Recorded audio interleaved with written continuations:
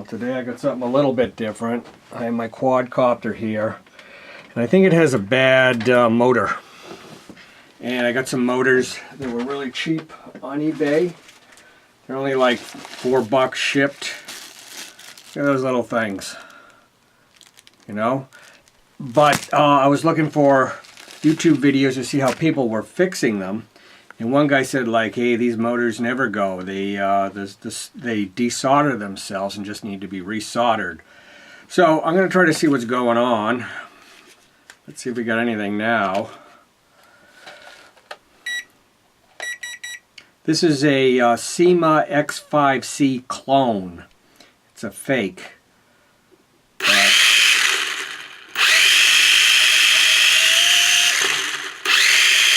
And it looks like this front red one here is, they're cutting the mustard. But we'll pull it apart and see if we can resolder the connections or something. And I'm debating whether to replace all 4 motors since they might be better. And I've beaten the crap out of this thing. This was the first one I've ever had. And you know, like day one, I smashed it into the side of an apartment building. I've bent one of these things. I've just beaten the living hell out of this thing, and I finally can kind of fly it now, but it took a lot of beating in the learning process. So let's take a look.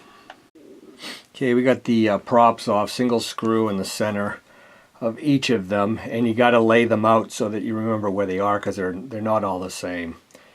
They definitely belong on a certain position, a certain motor.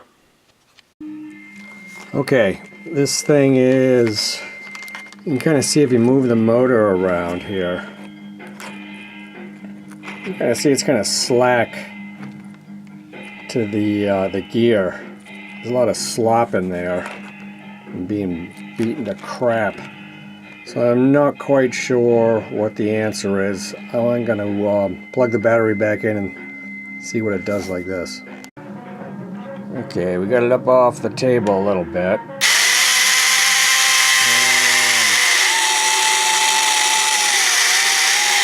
Sounds really unhappy. You can see, oh, now that gear has fallen off, the little gear. So, that's not good. Hang on. Focus up here, baby. Focus up. Well, right there is the gear, if we ever get it to focus. It looks like it's kind of slipping on the shaft. So the new motors that I have a brass gear, and I think we're going to have to go with that. Well, there's new motor compared to old motor. The new one has the brass gear on it. Sorry about this light. I'm in the studio. And I don't know, seems like it might be a little bit thinner too, but the gear is attached, which it isn't on the old one, so okay. So I just realized too that these are fatter than these replacement motors. And the replacement motors I bought are for a Syma X5C, and this is a clone of an X5C. So these don't fit. They're sloppy in there. So I'm going to see if I can reattach the gear to the shaft there, just using some glue. And see if I can get it to work. We'll try that. I got that super glued on. I'm going to let it sit for like 15 minutes or so. I'm not focusing here. Don't know why. Well,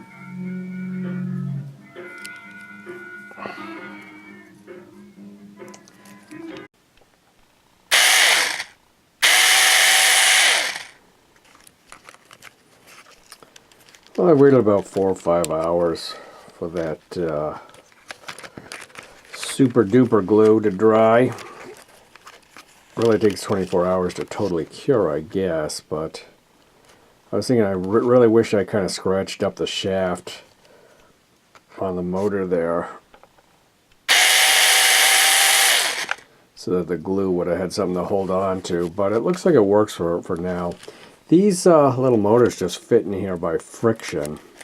Just push them in there and they just sit in there. I mean, there's nothing holding them in there, so you can push it a little further if the gear wears or something, which is kind of good to know, because suddenly you lose power because it hit the ground hard, and you pushed that little gear up inside there, then you'd have nothing.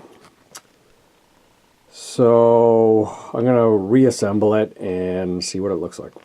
Alright, let's see what happens.